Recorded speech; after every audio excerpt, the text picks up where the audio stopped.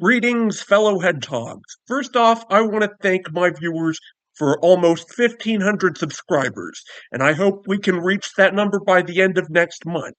If you're not subscribed and you enjoy this video by the end of it, be sure to press that button down below. Anyways, Five Nights at Freddy's is an indie horror series that needs no introduction unless you've been living under a rock for the past 10 years. And even after almost a full decade, the series is still going strong, with 2 new entries expected to release next month alone. But since around 2018 or so, the series' story has gotten a bit harder to understand. And I intend to sum up what's known about the story up to this point and offer some theories of my own that might clear a few things up. Let's start with the game that somehow makes the most and the least sense of the recent games, that being Ultimate Custom Night, released in 2018. Most of the voice lines that play when certain characters kill you are just goofy meta humor lines relating to how you lost to them, puns about their design, or threatening one-liners. But there are some exceptions, and they offer some insight into the character's relationship to the player or something about the player and what they're doing here.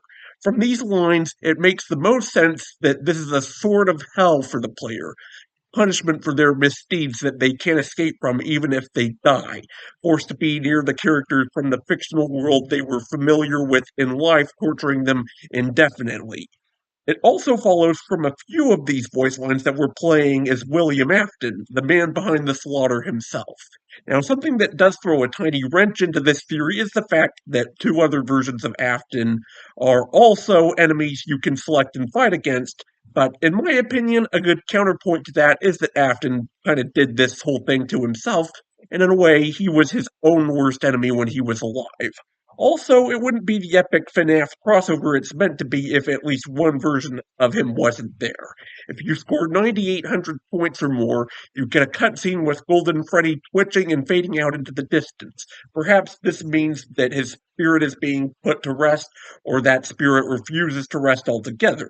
An Easter egg with Old Man Consequences suggests that a spirit is being told to rest and leave Afton to suffer on his own.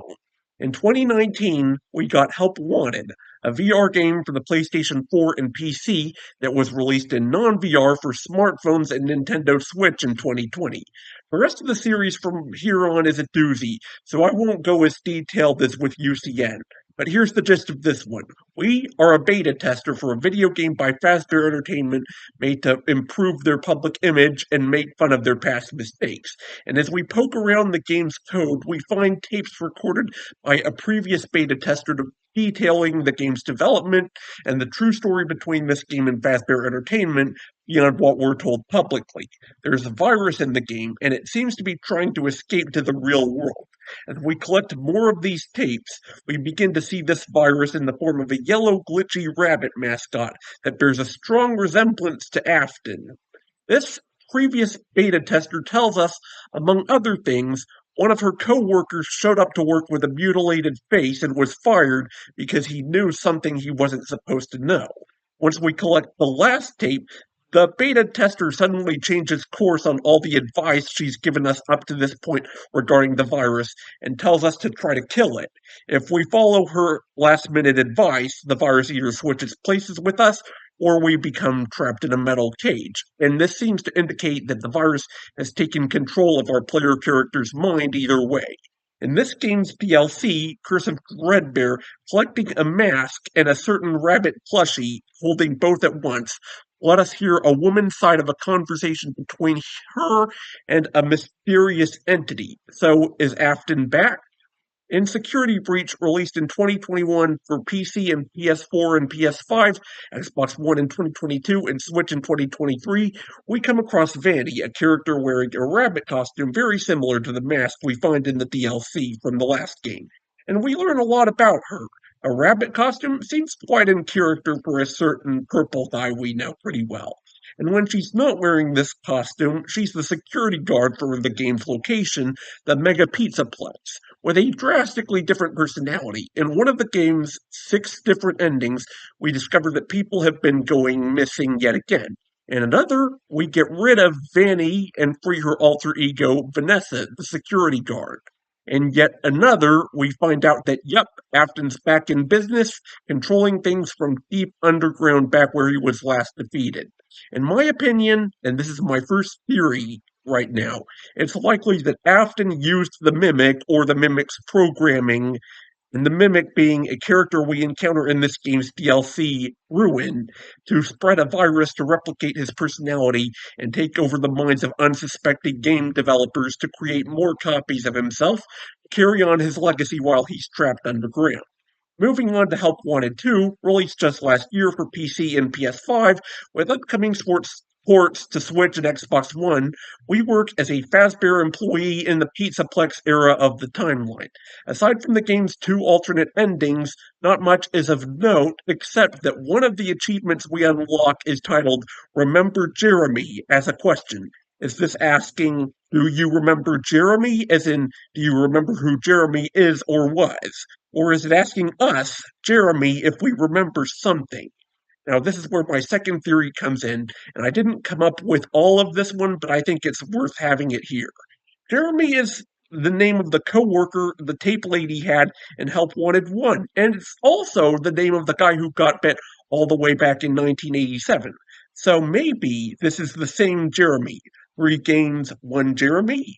Now, a lot of people believe that this Jeremy is also the bully wearing the Bonnie mask in Five Nights at Freddy's 4, and while I do see a lot of valid evidence for this claim, I'm not fully convinced, but it does make sense. Let's assume that this character went on to work at FNAF 2 a few years later, and assuming Security Breach takes place around the current day, he'd be reasonably young to still be alive, still be working at Fazbear's, and have an 11-year-old daughter named Cassie.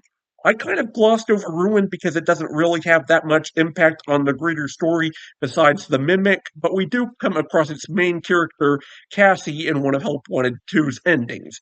Jeremy Fitzgerald worked for Fazbear's in 1987, and the Jeremy in Help Wanted 1 worked for a game developer contracted by Fazbear's, so maybe this is the same Jeremy. Maybe he has some sort of unfinished business and is on some sort of redemption arc. It's interesting that both of the first two Jeremys took injuries to the head, and both of them survived. And like I said about Cassie, this Jeremy is also a highly likely candidate to be her father, because we know that her father works, or at least worked, for Fazbear Entertainment. Like Scott Cawthon said back in 2015, 4 games, 1 story, and that story is about Jeremy. One more thing before I go. I've said this in a previous video, but I am of the belief that Michael Afton is still alive, or at least didn't die in FNAF 6. And the main reason I believe that is that you get a certificate presented to you in every ending, even the one where Michael seemingly burns to death. Why would someone other than Michael get that certificate? And why would it be presented to him if he's dead? Anyways, that's this video over and done with. I had fun writing this, and hopefully you had fun listening. So let me know your theories about the FNAF series down below, what your opinion of the modern story is in general, or anything you'd like to tell me in the comments. And remember, fellow hedgehogs, stay safe, stay awesome, and I will see you all next time.